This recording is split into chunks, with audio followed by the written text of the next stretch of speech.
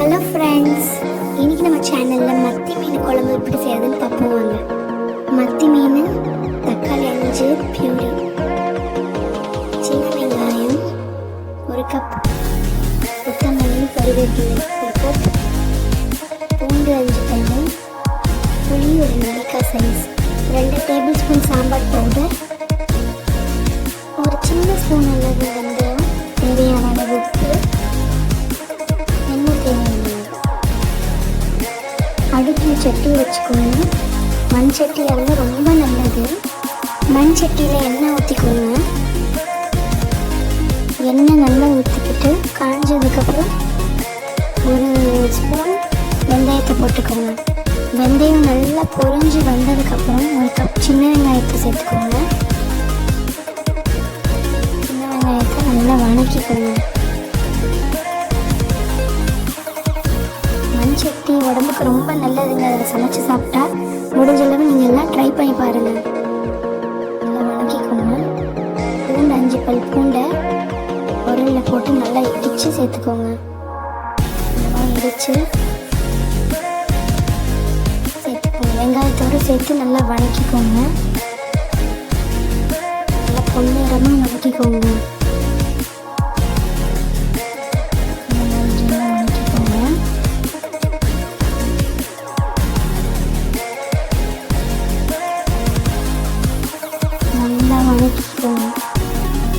நல்லா வணக்கினதுக்கப்புறம் நம்ம அரைச்சி வச்சுருந்தவங்க தக்காளி தண்ணி அதையும் சேர்த்துக்கோங்க.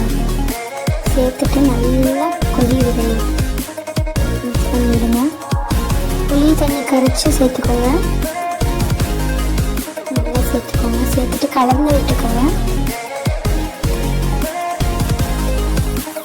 நல்லா கலந்து விட்டுக்கோங்க. கலந்ததுக்கப்புறம் 2 ஸ்பூன் சாம்பார் பொடி எடுத்து வச்சுருந்தோம் இல்லையா, அதுவும் சேர்த்துக்கோங்க. ஹோம்மேட் சாம்பார் பொடி தான் நாங்கள் யூஸ் பண்ணுறது. மிக்ஸ் பண்ணிக்கோங்க.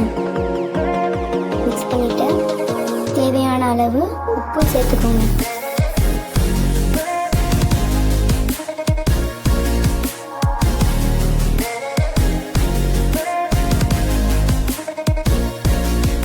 சேர்த்துட்டு நல்லா மிக்ஸ் பண்ணி விட்டுட்டு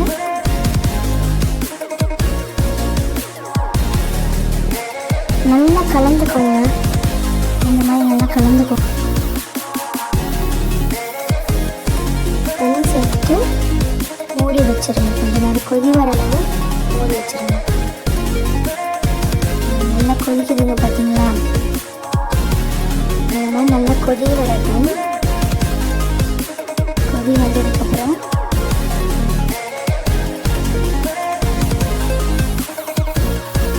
மீன் எடுத்து போட்டுக்கோங்க. சிம்மில் வச்சு போடுங்க மீனை. இன்னொன்று மீன் எடுத்து போட்டுக்கோங்க. நான் மத்தி மீன் தான் எடுத்துருக்கேங்க. நீங்கள் இந்த மாதிரி மத்தி மீனுக்கு பதில் வேறு எந்த மீன் வேணுமாலும் நீங்கள் போட்டுக்கலாம். ரொம்ப ஈஸியாக இருக்குங்க. செம்ம டேஸ்ட்டாகவும் இருக்குங்க. சமைக்கிறதுக்கு ரொம்ப நேரம் ஆகாது இந்த மீன் குழம்பு வைக்கிறது. பார்த்து மெதுவாக கலரி விட்டுக்கோங்க. மீன் உடஞ்சிடும்.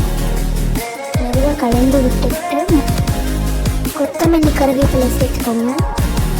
சேர்த்ததுக்கப்புறம் லாஸ்ட்டாக கொஞ்சமாக எண்ணெய் விடுங்க. எண்ணெய் விட்டால் தான் அந்த லாஸ்ட்டில் நம்ம எண்ணெய் பொரிஞ்சு வரும். லாஸ்ட்டாக கொஞ்சம் நம்ம எப்பயுமே புளிக்குழம்பு மீன் குழம்புல கொஞ்சம் எண்ணெய் ஊற்றணும். ஊற்றினா தான் அந்த எண்ணெய் பிரிஞ்சு தனியாக வரும். சரிங்களா? இதே மாதிரி எண்ணெய் ஊற்றிட்டு சிம்மில் வச்சுட்டு மூடி வச்சுருங்க. மூடி வச்சுருங்க. மத்தி மீன் உடம்புக்கு ரொம்ப நல்லது ஃப்ரெண்ட்ஸ். நீங்கள் அடிக்கடி வாங்கி யூஸ் பண்ணுங்க. சாப்பிடுங்க. சமைச்சு சாப்பிடுங்க. நல்லது உடம்புக்கு. அதே மாதிரி மண் சட்டியில் சமைக்க பாருங்கள். குழம்பு டிஃப்ரென்ஸ் வித்தியாசம் உங்களுக்கு நல்லா தெரியுங்க. நல்லா குழம்பு கொதி வந்துருச்சுங்க. சூடான சாதத்தில் மீன் குழம்பு ரசித்து சாப்பிடுங்க. ஓகே ஃப்ரெண்ட்ஸ், தேங்க்ஸ் ஃபார் வாட்சிங். என்னோடய சேனலை ப்ளீஸ் சப்போர்ட் பண்ணுங்கள். சப்ஸ்கிரைப் பண்ணுங்கள். Like, share and comment.